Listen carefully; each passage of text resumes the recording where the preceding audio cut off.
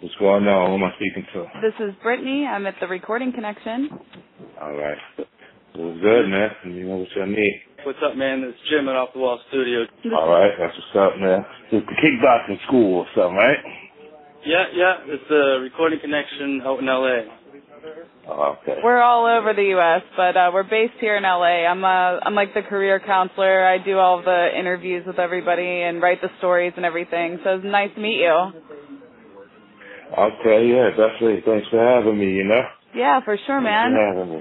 We were just talking about the track that you guys did, King of Kings. It sounded amazing. Yeah, we're getting tons of good feedback on it.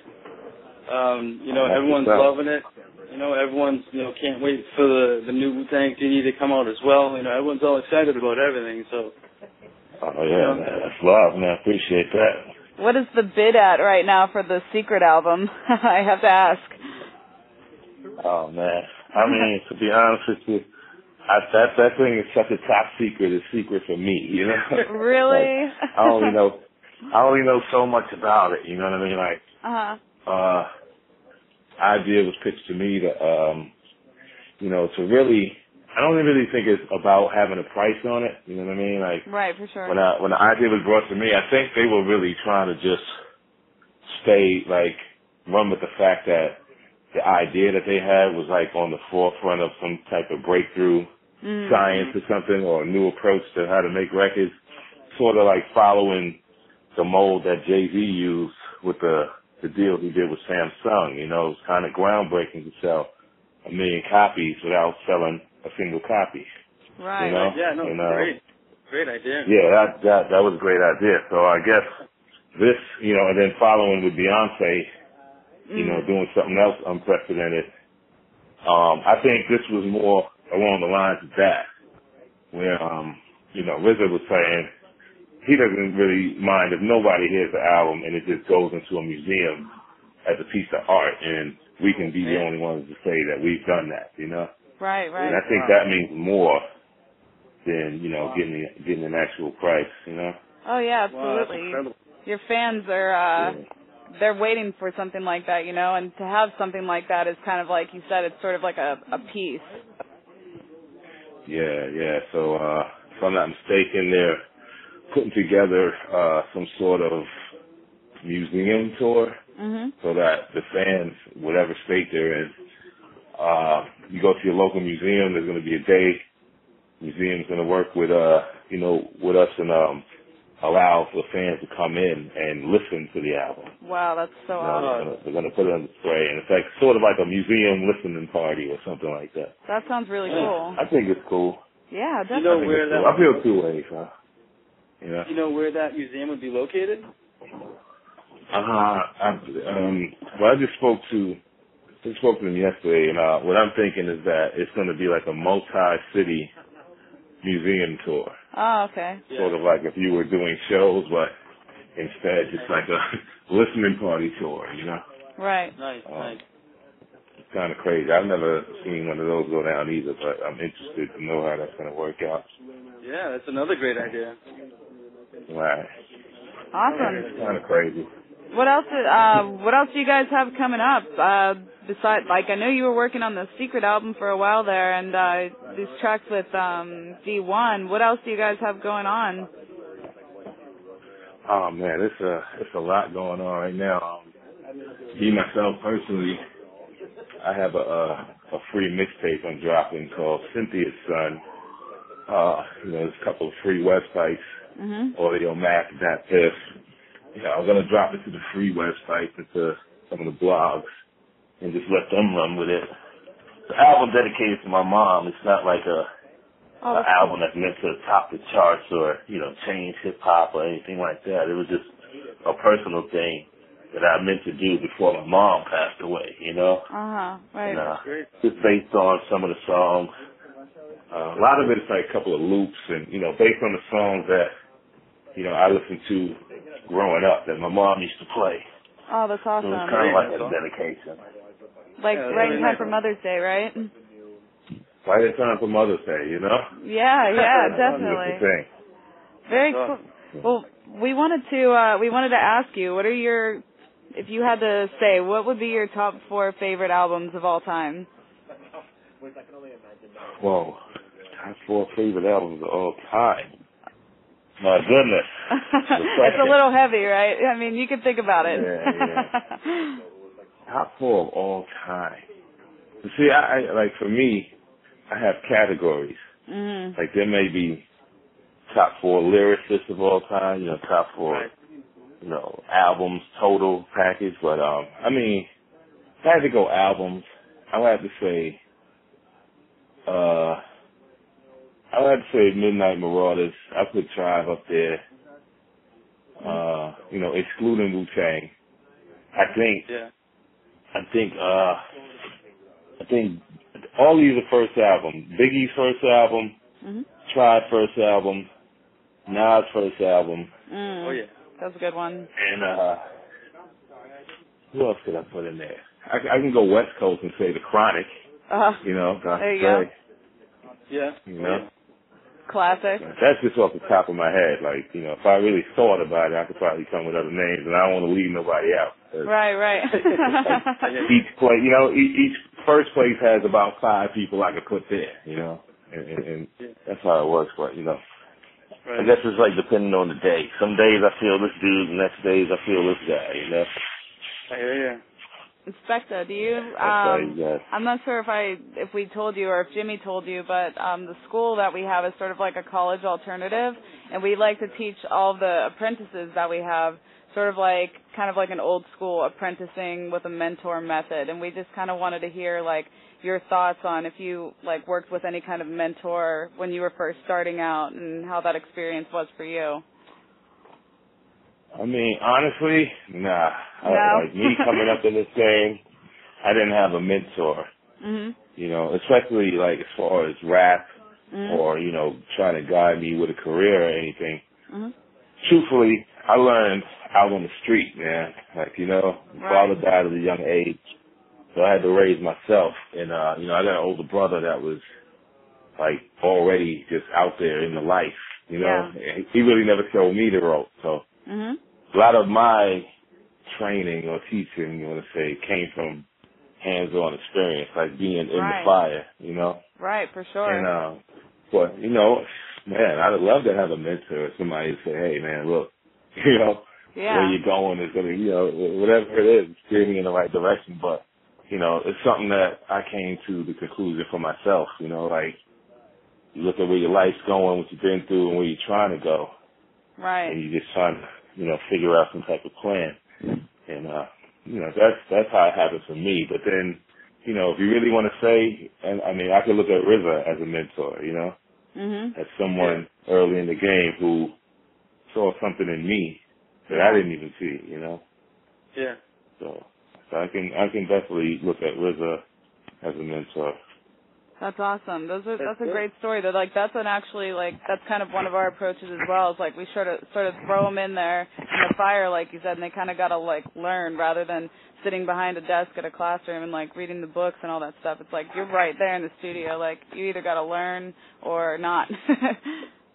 Yeah. You know, the book can teach you how to build a boat, but the book's not going to tell you how to survive if the boat doesn't float. You know. Right. So what was it like? Hands-on right now. Oh yeah, definitely. Well, I just wanted to ask you, what was it like working with D.One? Did you guys work together? He sent me the track through the email, and you know, for the most part, the brother is real professional. You know, he emailed back on time. He said what he was going to do, and he did it. You know. Yeah. And very professional in the email. So I you know. Like, respect gets respect, you know. Until you're out of line with me, you know, it's all love, man. And, you know, especially for me, 20 years later in the game to even get that call, you know. Right. Yeah. Would you say things have, like, really changed? Call. I'm sorry, go ahead. No, what's that you said? Oh, I was just going to say, like, how would you say things have changed, like, how they are now as opposed to how they were back then? Oh man, you talking about hip hop wise?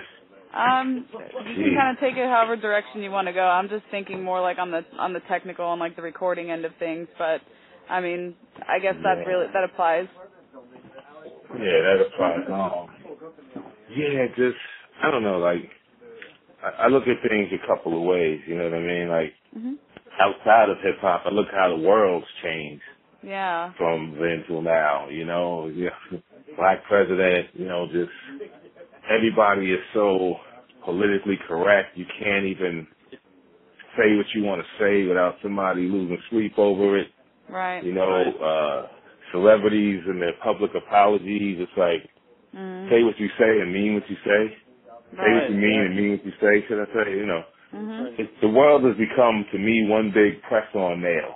Yep. You know what I'm saying? Yeah, it's true. You know, everybody is bitchy, everybody is upset, but then on the flip side, you have the right to destroy and ridicule and do everything you want to do to a person over a social network, you know? Right. And compared to back in the day, you had to see that person. Like the person that said some shit about you, eventually you bumped into him. Whether it was somebody in a label, worked in the industry, because the circuit was pretty much so tight, you know? Yeah. If somebody at the label said something to you, 9 out of 10, you're going to work with somebody on that label and you'll bump heads with that.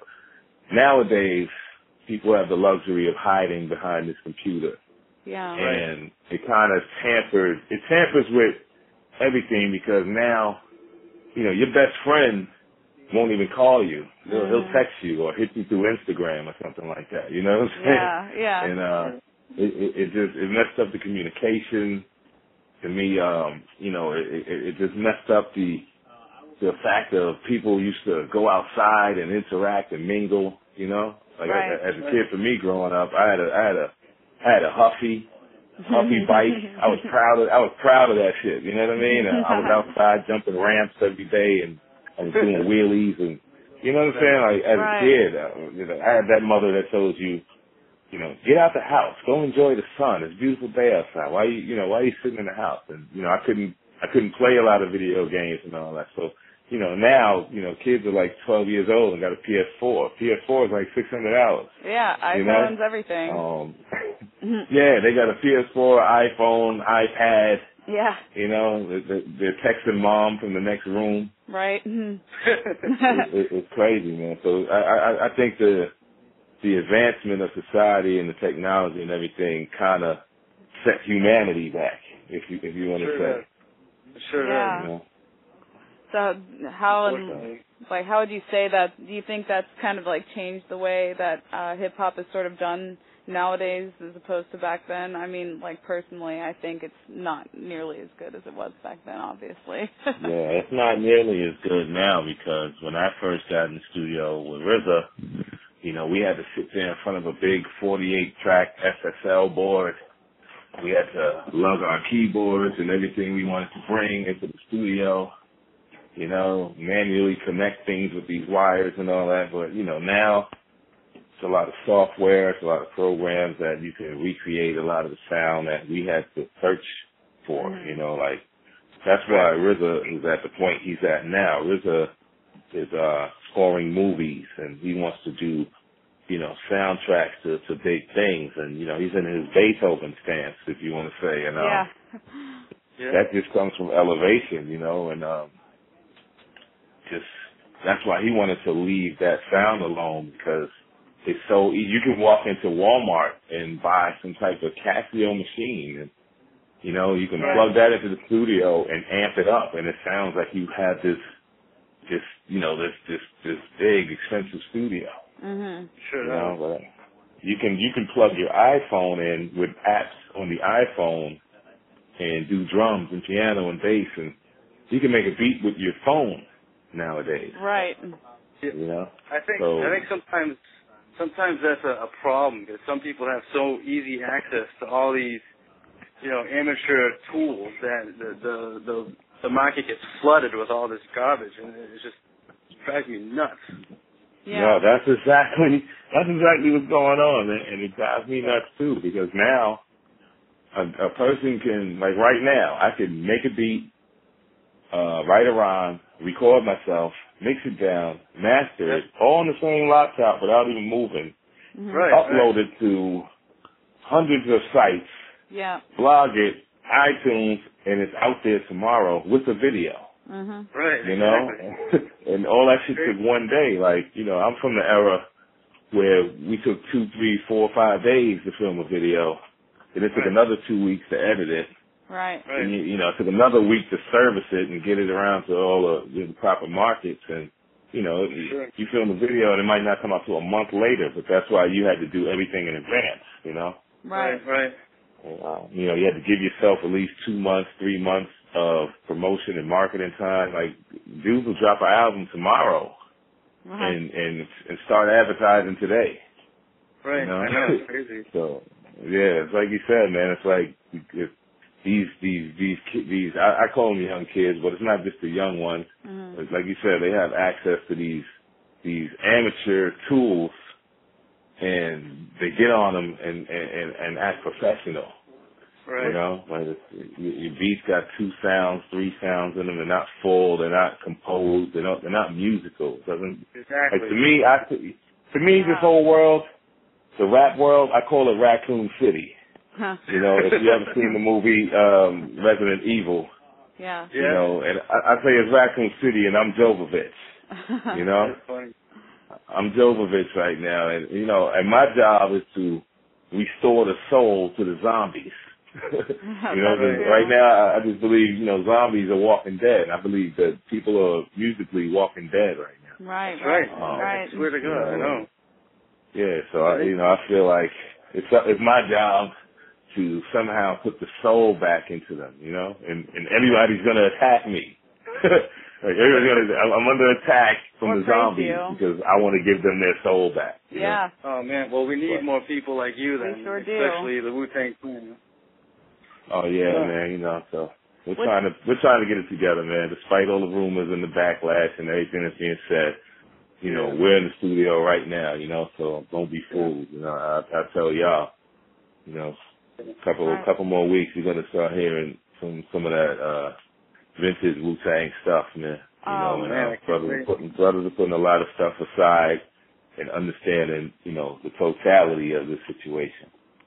Like, you know, it's bigger than me. I could say I want $1 million to do this album, you know, but realistically, it's not that type of market right now, you know. So you have to understand your cards that's in your hand, you know.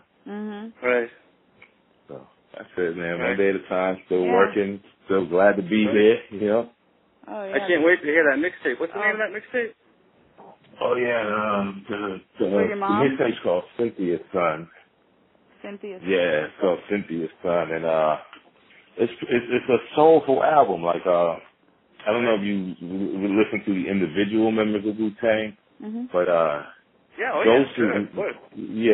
Ghostface is known as to be one of the most soulful members of our crew. I consider myself the same person. I just don't display it as much. I'm more of the barbarian lyricist, if you want to say, you know. I come like a Viking on the track, like, yar, more wine, village, you know, 2 more whores. And, you know, it's Game of Thrones for me. But, you know, with this album, it allowed me to be more subtle, allowed me to be more personal and direct. And, you know, a lot of stories, a lot of things I'm saying on this thing pertain to me. It's not fabricated. It's not, you know, about living a life that I don't live. You know, occasionally you hear me mention a couple of bags of weed, a couple of hookers, you know. But, you know, everything is real that I speak on. Yeah, man, it's real. And whatever's real, I think will last a long time, you know. Cormega came out with the realness, you know, that record's still playing. I mean, anything that's real, you know, to somebody, I appreciate that, and that stays in my collection of records, you know, for years. And I'm pretty excited about your new mixtape. Oh, me too. Yeah, because, you know, everybody's so super cool. Everybody's rich. Everybody's, you know, every record I hear, you're telling me about what you have and I don't have. Right, you know, or how I should be on your level or how I should be like you. And, you know, there's rarely anybody that's saying anything anymore. You know, there's a few in the mix of all of the, you know, the to me, it just seems like this, the whole world, the music now, everything's a party. Everything's a party, you know, I'm getting this money, I'm getting this women, I got all the women, I got all the cars. You know, it's one big party, but I'm like, when the music stops and the curtain comes down and the party's over, now what?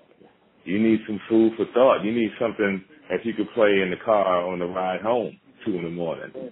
Yeah. You know? Yeah. And that's what I'm trying to get at. I'm trying to get that. Yeah. So that's right. I guess like the last thing I was really kind of wondering, like kind of going back to where we were starting to talk about, like near the beginning there, I was kind of curious, you know, you've been in this industry for a long time, and like what would you say is kind of like, I mean, you've got all these connections and you've probably worked with so many studios over the years and, you know, gone on tour and you've had the whole experience. What would you say for like a beginner is kind of like the most important thing about having these connections and building a network for yourself? You know what I'm going to say to the beginners? It's crazy because it just not that I just realized it, but it just hit me like a couple of days ago. Oh, yeah? It's really, be careful what you wish for. Yeah. That's my biggest jewel to them now, because there was a time where I sat there with the same dream. You know, like Biggie Smalls, it was all a dream. I read Word Up magazine. I was the same dude. I had the black lumberjack with the hat to match. I had magic on the wall. Everything he said in that rhyme was me. And yeah. You know, and you dream and you picture yourself there. You say, you know, if I get on, I'm gonna do this, I'm gonna do that. And you know what? One day you wake up and you're there. Right. You know, you wake up and you're there, and, you know, like you say, all these people, all these connections, all of this press, all of this fame, you know, money's coming your way. Then you start realizing, like, man, you know, when you get to that level, and then you start seeing, you know, the fakeness come out, people trying to use you and extort you for who you are, for their own agendas and things like that, and you realize the money is the cause of a lot of this confusion. And you sit there and you wonder, like, I know sometimes I sat there and I said, man, you know, despite, you know, being able to take care of my family, the money and the fame and all that, I said, man, I think my life was easier. Yeah. I won't say better. You know, I won't say better, but I definitely feel like I felt better. I felt good when I was that super hungry guy. You know, and it seemed like it was out of arm's reach. You know, it's like I had more fun with it, and it meant more. It's like now to me, this is a job. You know, I feed my children with it. You know, you have to understand you have to be a businessman. It's not just about rap, and especially in 2014. You have to understand your business. And when you say business, it's just really understanding paperwork and a language that people say to you. You know, when you read a contract, you have words like here, so, therefore. Yeah. And that should be like one word, you know what I mean? And that'll trick you, you know, it'll trick you. So you have to understand the language before you start speaking to these people and telling them how dope and super nice you are. They don't want to hear that. They want to hear, if I spend $10,000 on you, am I going to make 20? Right. You know? And that's what it boils down to. So, you know, understand what you want and what you're getting into it for. Some people think that it's the fast way to money. You get girls, you get cars. That's not the truth. You know, you get yourself in a bad deal, and they'll put you out there, and they'll have you on TV and your songs on the radio and all that, but you're not getting publishing. You're not getting, you know, the correct mechanicals, because you done sold yourself to somebody who just, you know, they promised you the glitz and glamour.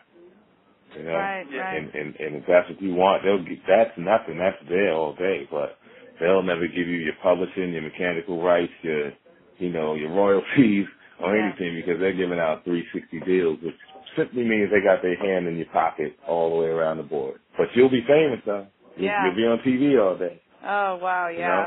Yeah. I have a million more questions, but I don't want to keep you all night. I mean, you got a couple of more. I'm actually just rolling a blunt, man. All right. Did you hear about Christ Bearer? That's just a question for me. I'm just curious if you heard about that or if you I mean, I got phone calls about that and everything. Chrysler is a guy that I've met on maybe 2 occasions. As far as I know him, he was recording with a group with RZA called the North Star, which is part of another group called the Black Knights, if I'm not mistaken. And when I met him, he didn't strike me as somebody that was off like that or had any type of issues or anything. He actually struck me as a, smart guy. I had a couple of conversations with him. But I've never really hung out or known him like that to even make a judgment on it, what I saw was the surface. But I would have to say it's got to be something inner, like there's got to be something personal or inner emotion to make you want to chop your penis off, man. Right. That's or I couldn't even attempt, let alone to get it off. Like, you might have to shoot me to actually get me to try to do that. Shoot me a couple of times. Yeah, I might have to take 3 or 4 gunshots. All right, I'll do it. Oh man, I can't see that. And then to hurl yourself off a balcony behind that. Right. That happened right down the street from my apartment.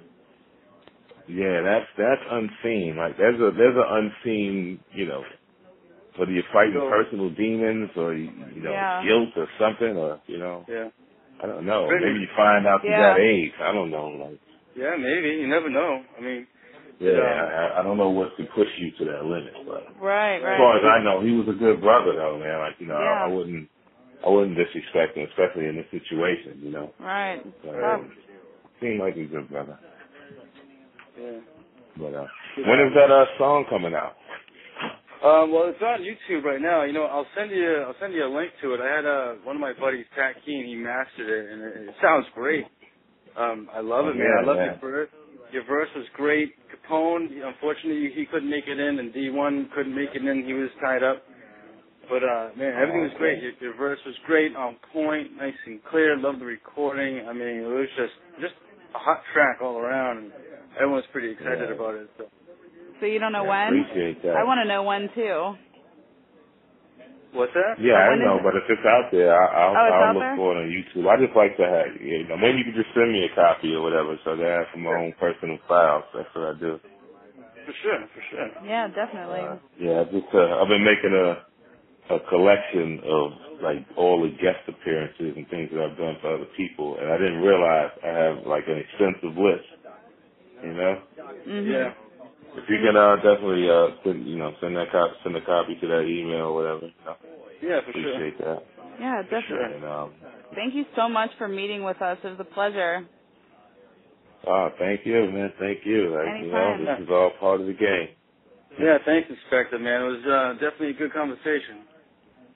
No doubt, man. And shout out D.One for me. Tell him thanks a lot, for the Sure, opportunity. definitely. I appreciate that. Awesome. Thank you, Jimmy. Man. So you guys take care. You too. Right. Cool, man. Peace. All right. All right. Peace Have a good night. You too. Bye-bye.